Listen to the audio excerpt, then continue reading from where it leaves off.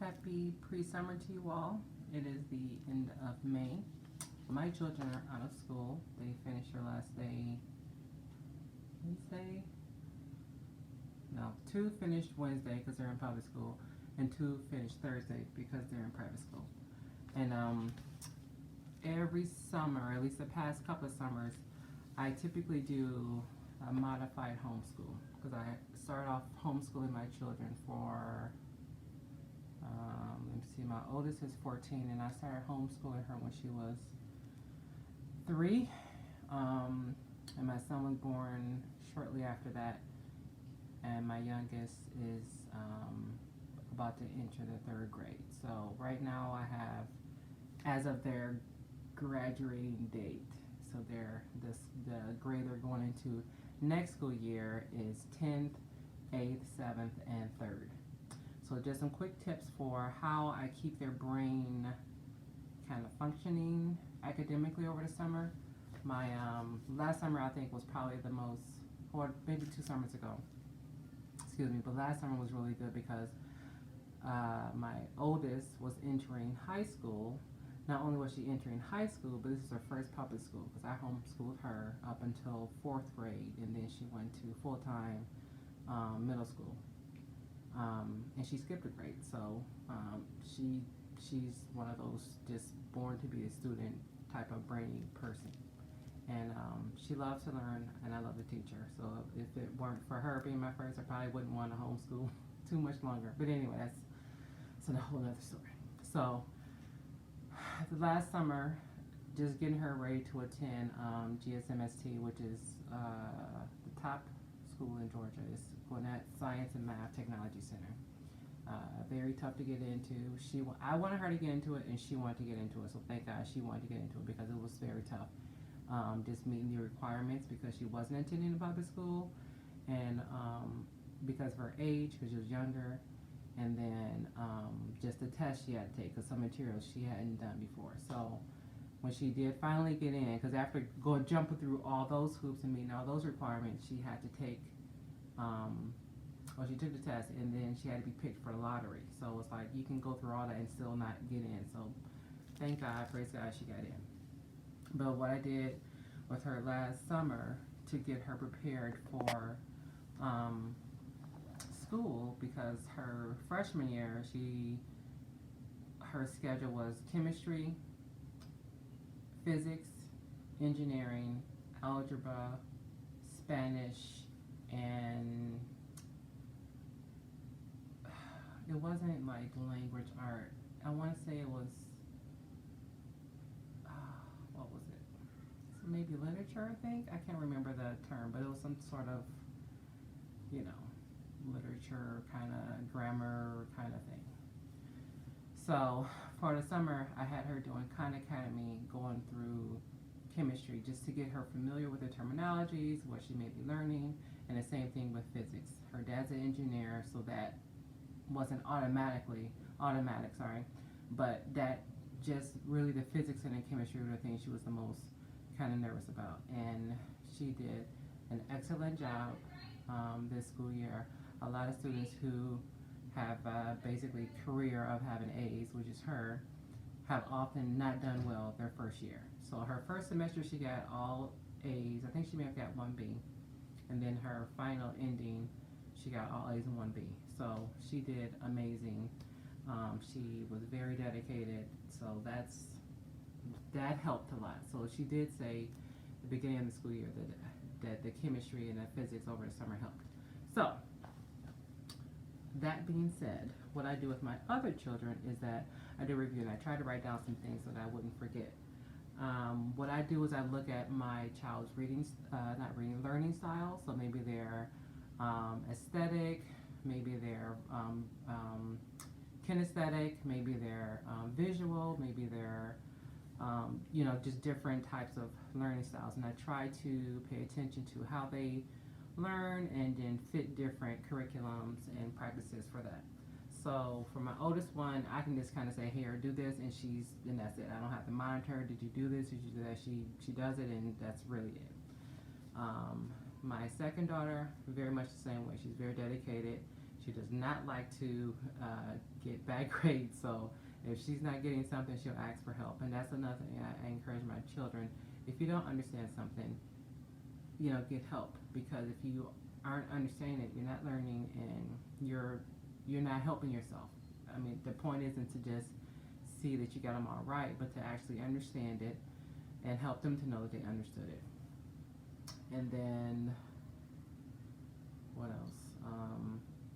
Oh yeah, and my son, well, he's a little different. He does need to be kind of, did you do it? How did you do it? Check over the word. Did you understand it? How did you understand it? Explain it to me. So some people aren't like that. Some people are.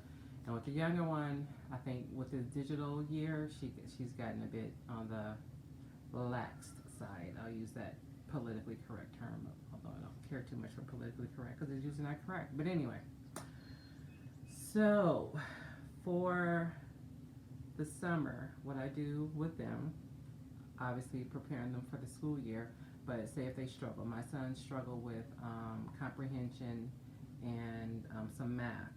So he's going to definitely be doing some 6th grade math review, and he's going to be doing lots and lots of reading comprehension. And just a note for the reading comprehension, my children can read very well. My daughter has been able to read college stuff probably since about 5th, 6th grade. But reading isn't the same as comprehending, is what I'm learning with my son. So with him, I need to focus a lot more on not just getting through the book, but understanding the book. What did it mean? How can we apply it? Was this a metaphor? Was this a example? Was this, just kind of really getting into the details of what it is, because obviously he's going to 7th grade.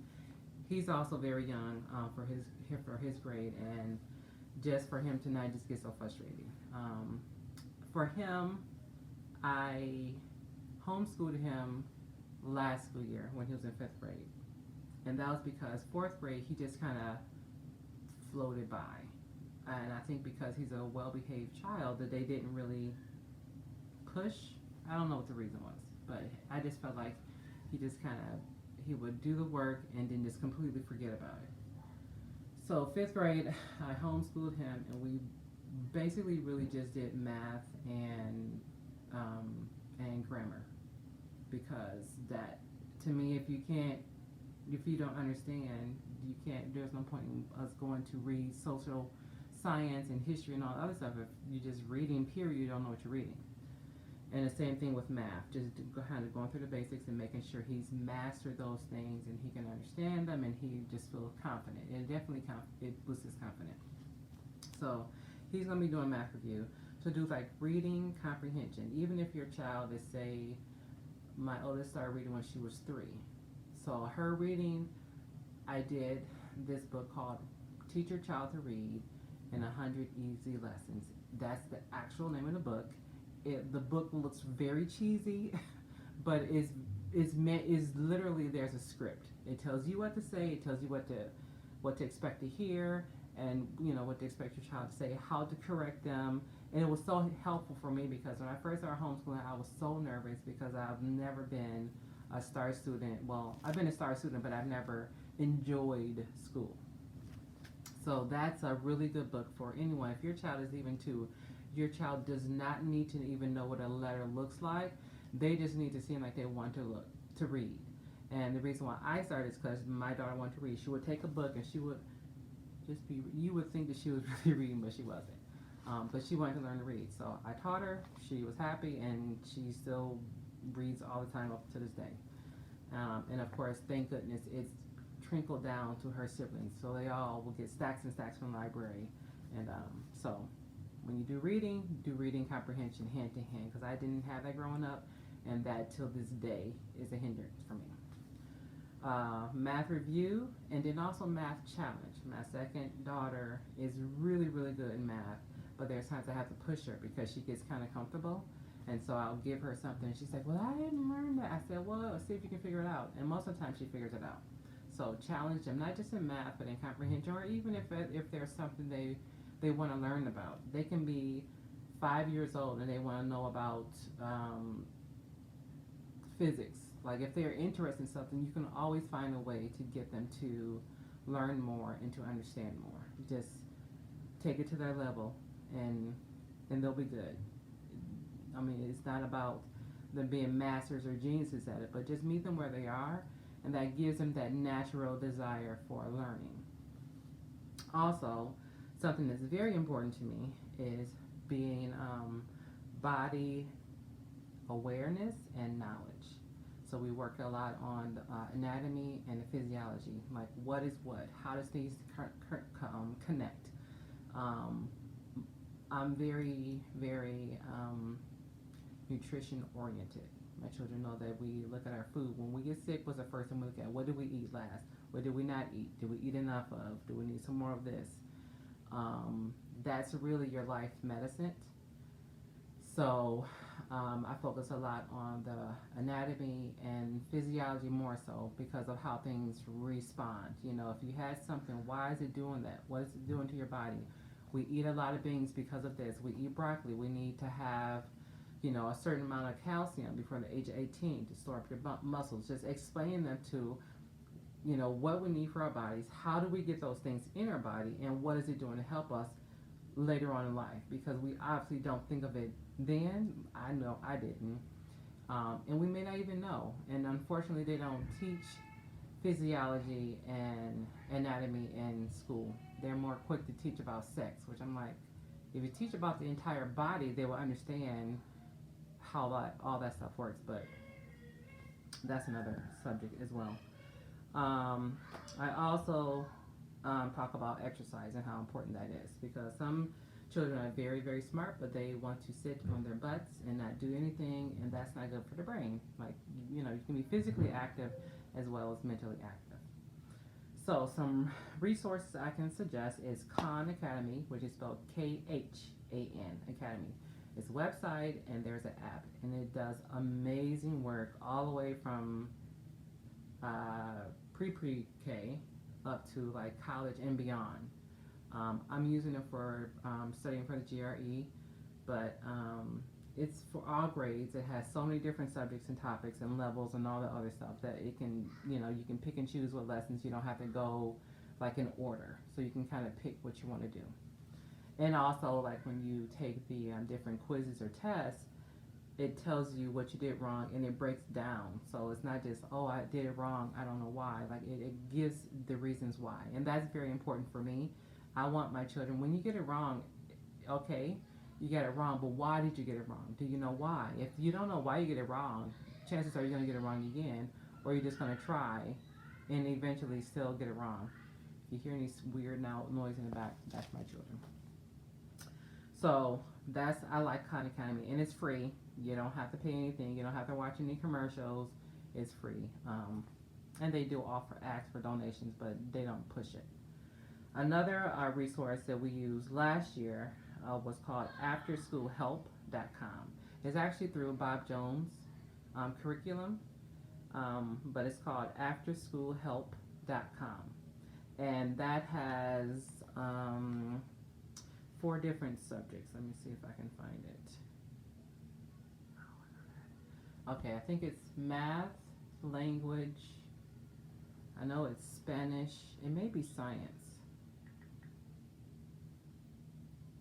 It's called BJU After School Help.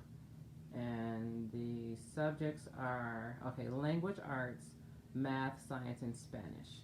The Spanish is, don't bank on being fluent after that, but it's something.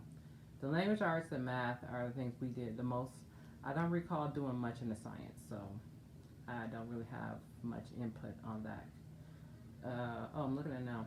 It's chemistry, chemical reactions, dynamics, electricity, electromagnetic energy, fluids, quite a few different options. Nuclear changes, thermodynamics.